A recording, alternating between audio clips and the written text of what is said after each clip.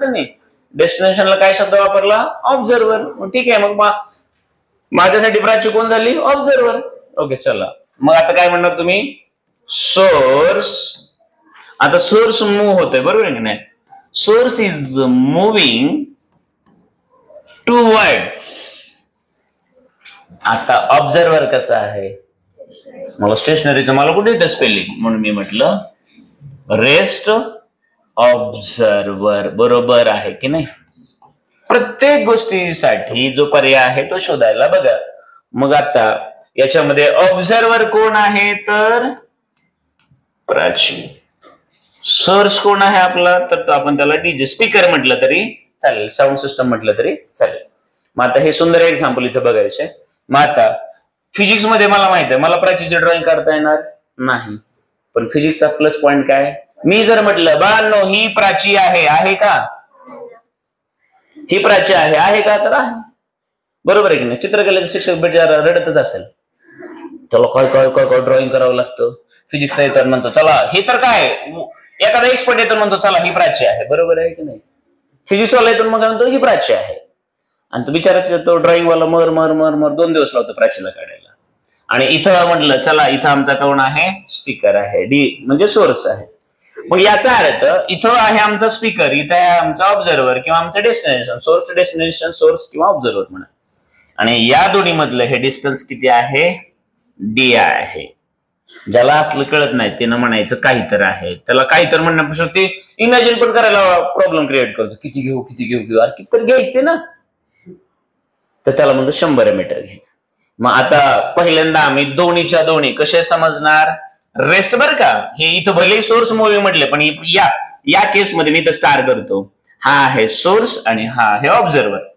तर आता हे दोन्ही पण कसे आहेत म्हटलं? रेस्ट मध्ये. मग दोन्ही पण रेस्ट मध्ये आहेत तर त्या दोघांमधलं अंतर बदलेल का? तुम्ही तिथंच आहे, मी इथंच आहे. 1 दिवस झाला, 2 दिवस झालं, 3 दिवस झालं, असंच असतं ना. दात काय काढताय तुम्ही? तिथंच बसताना तर 6 महिने झालं, ती 4 महिने झालं तिथेच बसते. अंतर बदललं का? सृष्टी बदललं का? ती 10वी पासून म्हणा तिथंच बसते.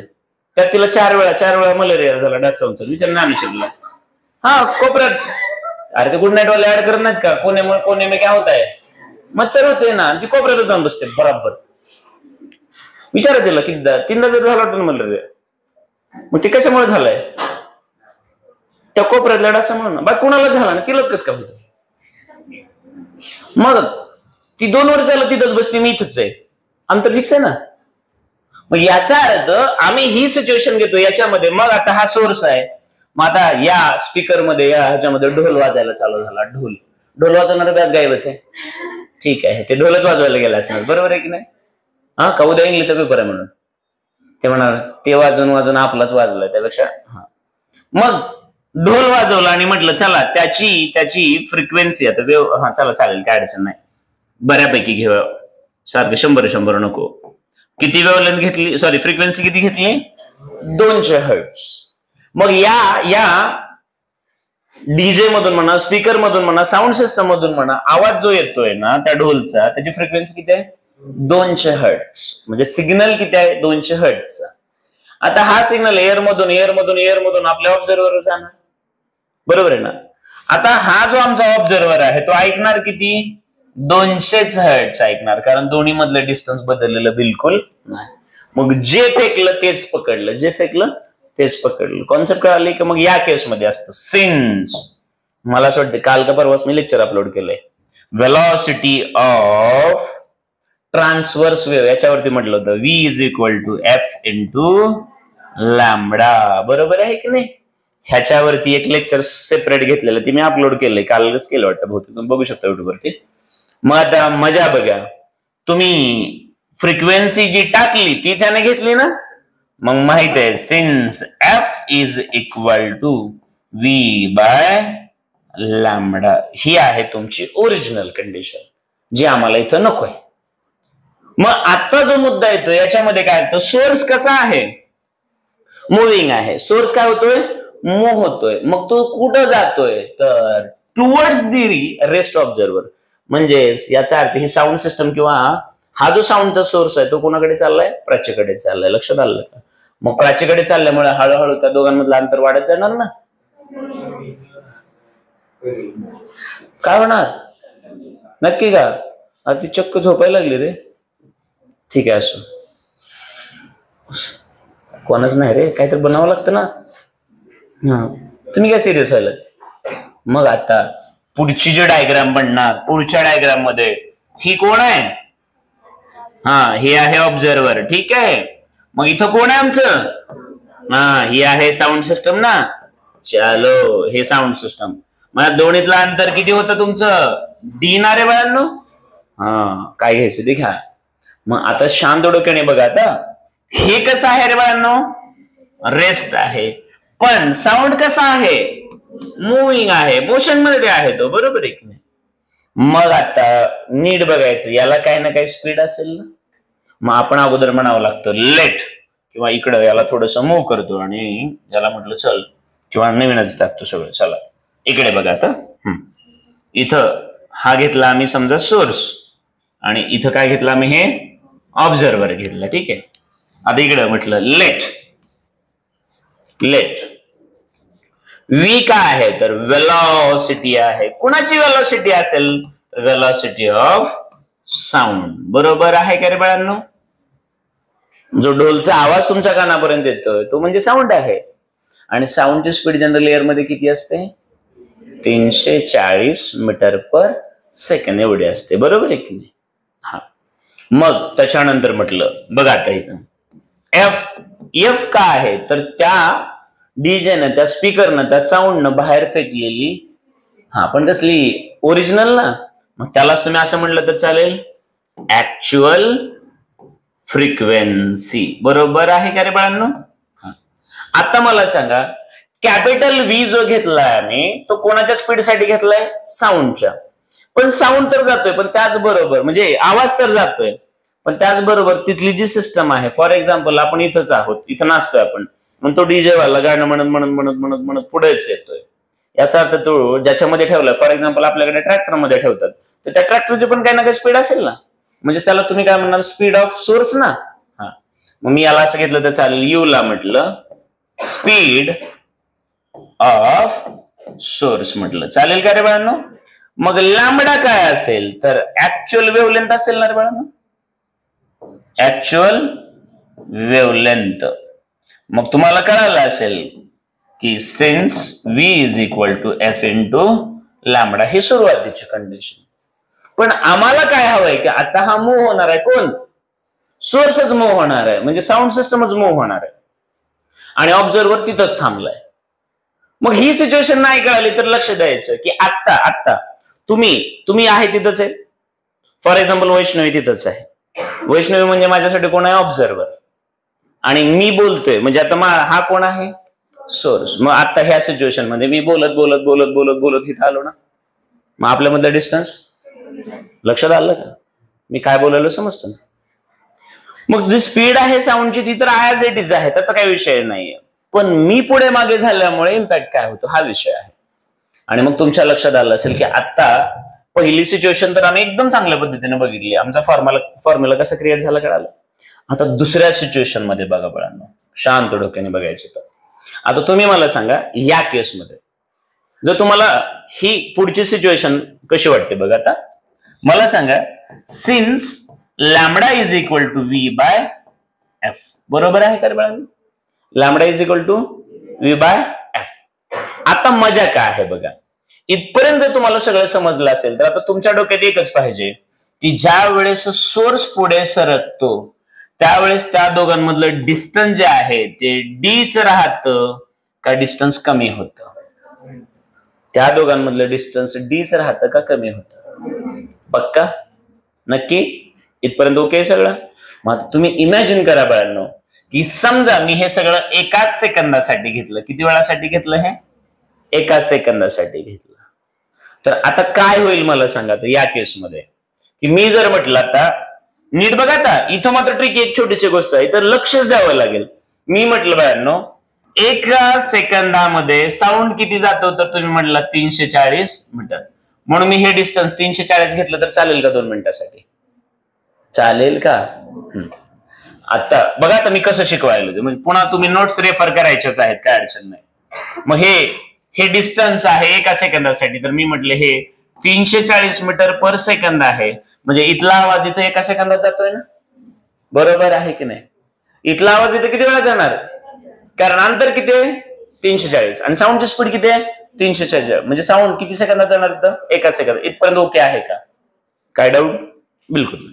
आता मजा बघा, याचा अर्थ तुम्ही डिस्टन्सलाच थोड्या वेळासाठी काय पकडू शकता, वेलोसिटी एवढं. डिस्टन्स किती आहे, वेलोसिटी एवढं, पण त्यासाठी वेळ किती आहे 1 सेकंड.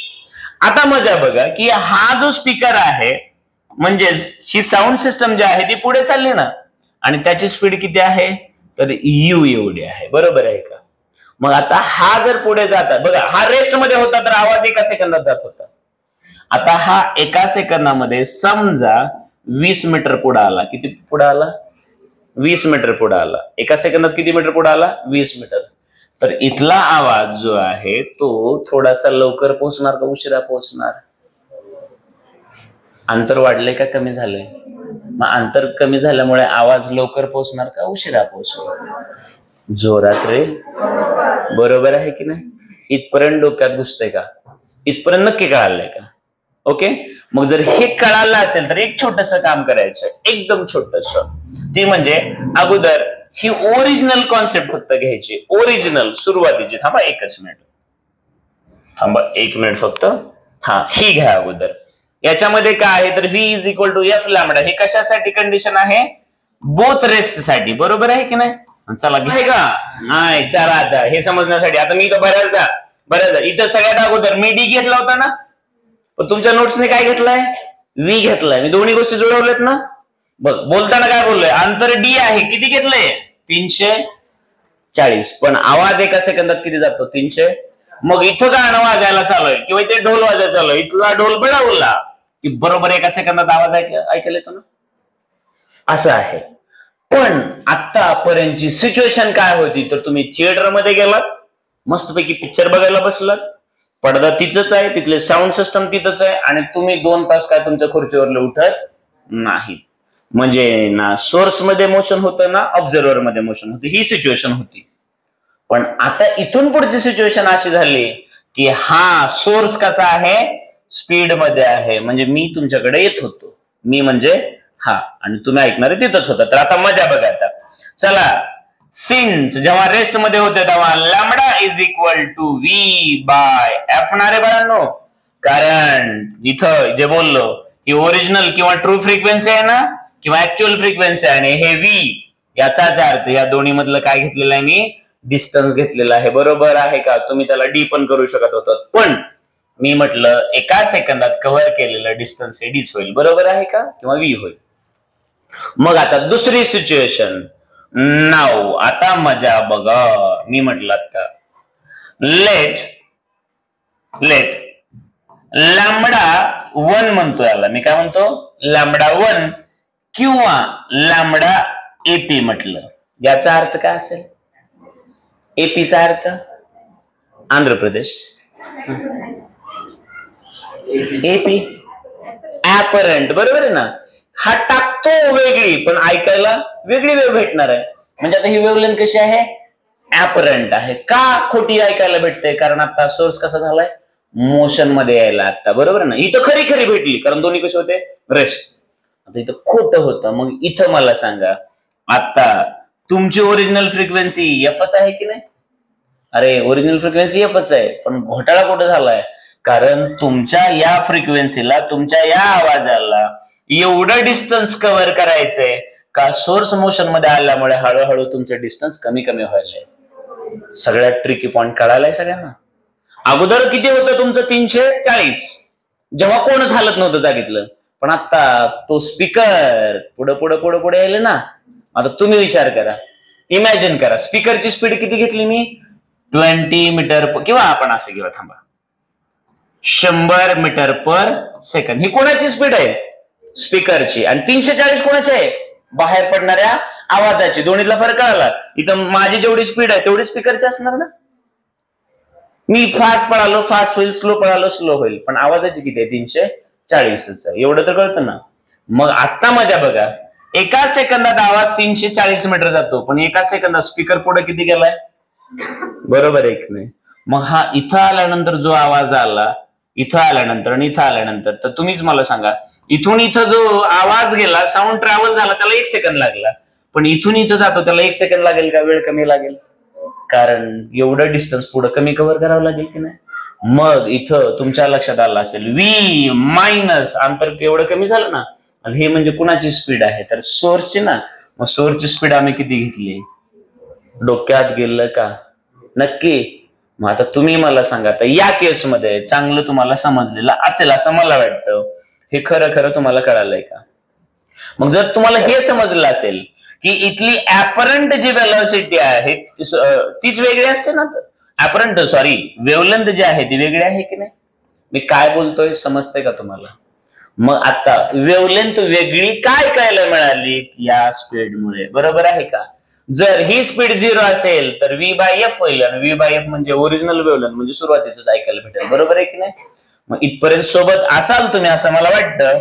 आणि जर काय आणखी घोटाळा झाला तर आपण 10 वेळा समजावून सांगणार आहोत, आणि तरी नाही कळालं तर शेवटी अपलोड केलेले व्हिडिओज असतात, बघावं लागतं, जाऊन इमानदारीने बघावं लागतं.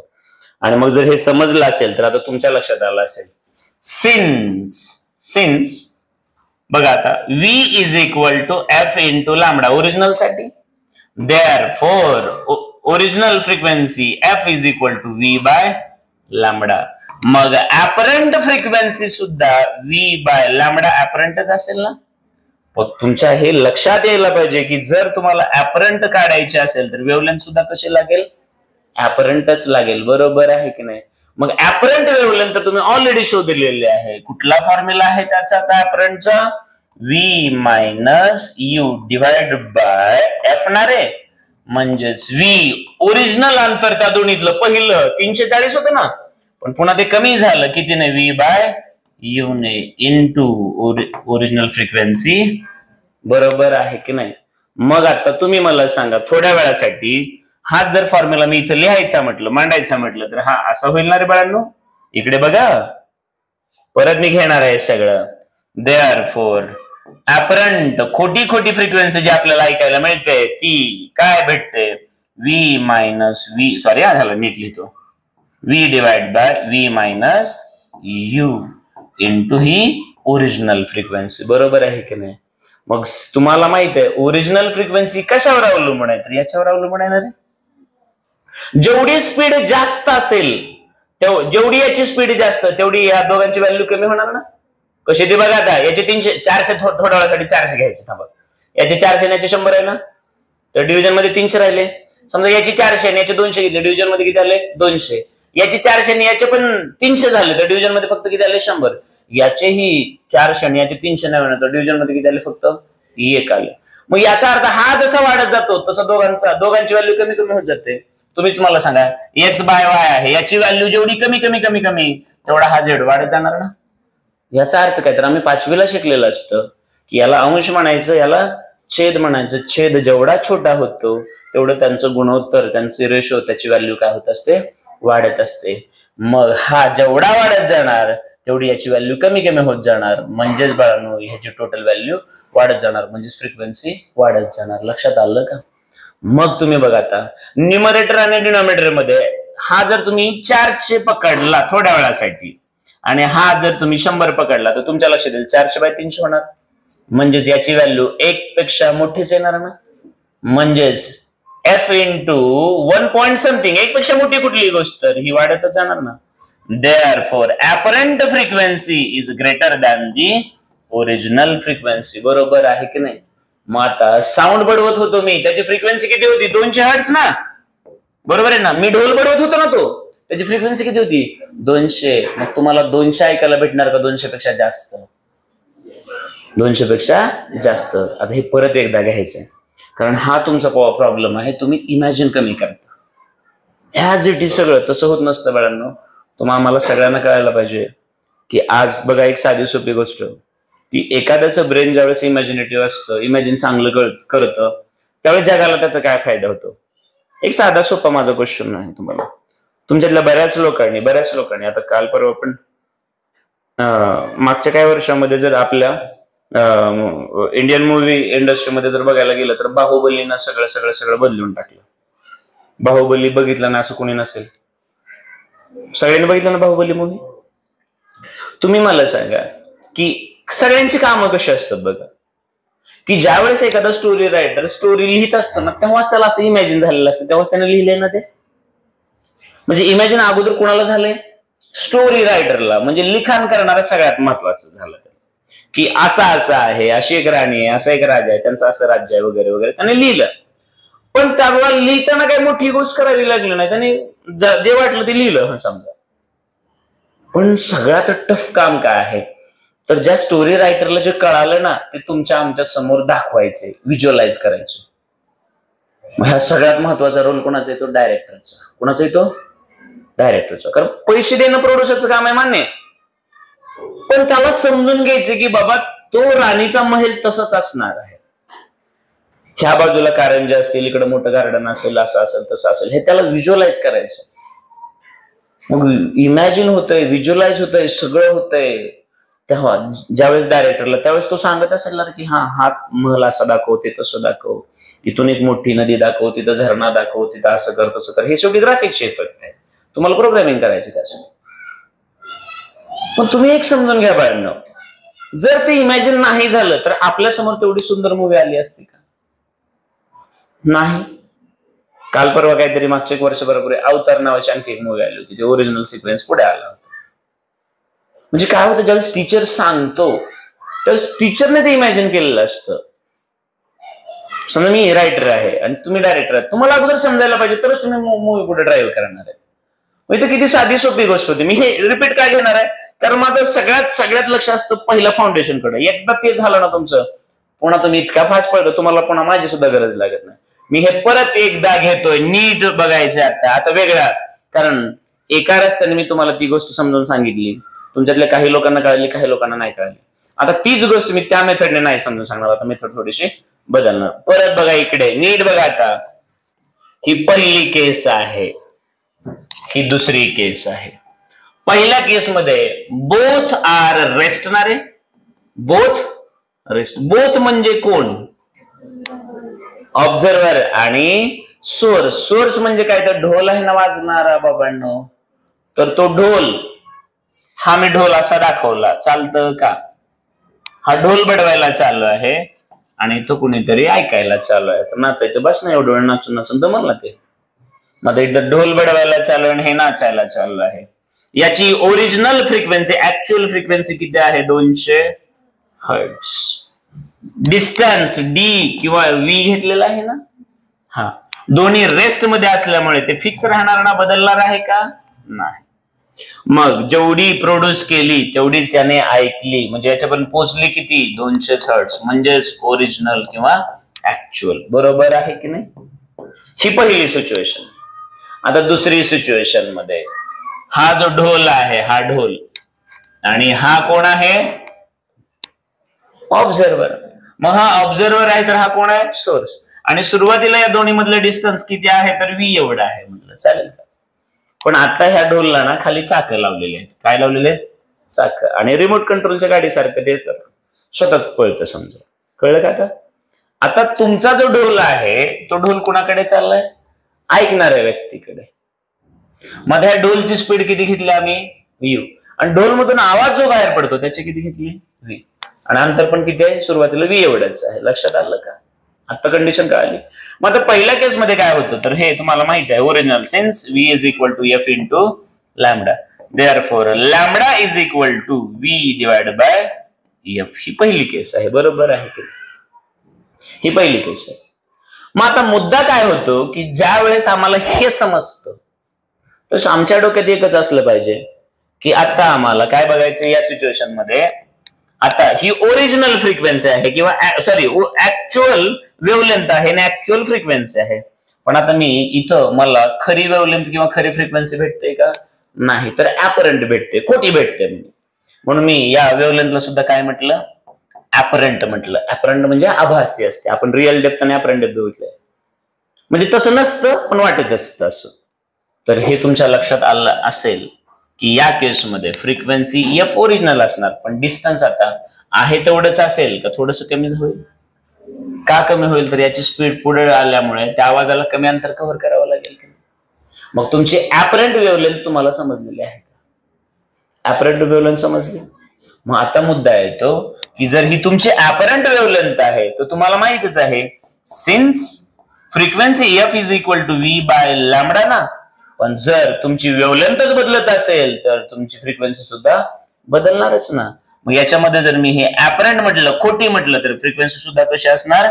खोटीच असणार. बरोबर आहे का? आणि हा व्ही म्हणजे काय? साऊंडचा ओरिजिनल स्पीड आहे, त्याच्यात चेंज व्हायचा काही विषयच नाही.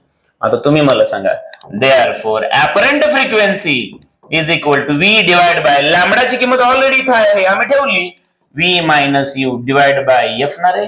पण एफ वरती जात असतो, मग इथं डायरेक्ट आम्ही असा एफ दाखवला तर चालेल का? एक स्टेप कमी केली तर चालेल का? मग जर आम्ही याच्याकडे बघितलं तर वरती न्यूमरेटर मोठी संख्या आहे आणि खाली डिनॉमिनेटर छोटी संख्या आहे, म्हणजे यांचा रेशो 1 पेक्षा जास्त आहे. मग कुठल्याही संख्येला जर 1 पेक्षा मोठ्या संख्येनं मल्टिप्लाय केलं तर संख्या वाढत असते ना. फॉर एक्झाम्पल 100 ला आपण 1.1 न मल्टिप्लाय केलं तर तुमचं उत्तर 110 येईल ना, 100 पेक्षा मोठे येईल. सिमिलरली तुम्ही मला सांगा, आपण 200 ला परतच केलं 1.2 ने मल्टिप्लाय केलं तर मला वाटतं 12 240 होईल ना. हे याचा अर्थ मग तुमच्या लक्षात आला असेल, न्यूमरेटरच्या कंपॅरिझन मध्ये जर डिनॉमिनेटर छोटा असेल तर ही टोटल संख्या मोठी होणार. म्हणजे याचा अर्थ एफ ला जर मोठ्या संख्येने मल्टिप्लाय केलं तर संख्या वाढणारच ना. देअरफॉर ऍपरंट फ्रिक्वेन्सी ही मोठी असणार कोणापेक्षा? ओरिजिनल फ्रिक्वेन्सी पेक्षा. याचं कन्क्लुजन काय आहे? तर जेव्हा ऑब्झर्वर रेस्ट आहे आणि सोर्स जर ऑब्झर्वर कडे पळत असेल तर त्यातलं अंतर काय होईल? कमी कमी होईल. आणि अंतर जर कमी झालं तर याचा अर्थ जो ऑब्झर्वर आहे, ऐकणार आहे, त्याला ओरिजिनल फ्रिक्वेन्सी जी आहे त्याच्यापेक्षा जास्त फ्रिक्वेन्सीच्या वेव्हज ऐकायला भेटतात. मग जर हा 200 हर्ट्झ टाकत असेल बाळांनो, इथं 200 टाकत होतं 200च ऐकायला भेटत होतं, इथं 200 टाकतोय पण याला 200 ऐकायला भेटेल, 200 पेक्षा कमी ऐकायला भेटेल का 200 पेक्षा जास्त ऐकायला भेटेल? ही सिंपल कॉन्सेप्ट आहे. लक्षात आलं का? कळालं का? मग ओरिजिनल फ्रिक्वेन्सी किती आहे? 200, पण ऐकायला किती भेटणार? समजलेलं आहे का? आणि त्याच्यासाठी की फॅक्टर कोण आहे? व्हेलॉसिटी ऑफ सोर्स ना रे. बरोबर आहे का? जर हा रेस्ट मध्ये आहे तर ही व्हेलॉसिटी किती होईल? 0. ही 0 झाली की ओरिजिनलच ऐकायला भेटणार ना. आणि म्हणून सांगत असतो, मॅथमॅटिक्स सारखी सुंदर लँग्वेज जगात कुठलीच नाही. किती सुंदर बघा, हिथच सगळं क्लिअर करते. हा रेस्ट मध्ये, याचा अर्थ याची स्पीड किती झाली? 0. याची स्पीड 0 झाली की ओरिजिनल फॉर्म्युला आला की नाही? काही डोकं लावायची गरज लागत नाही. कळलं आहे का? नक्की कळलं का? पहिल्याला भरपूर वेळ दिलाय, आता एवढ्या काही मुळात दुसरं होणार बरं का.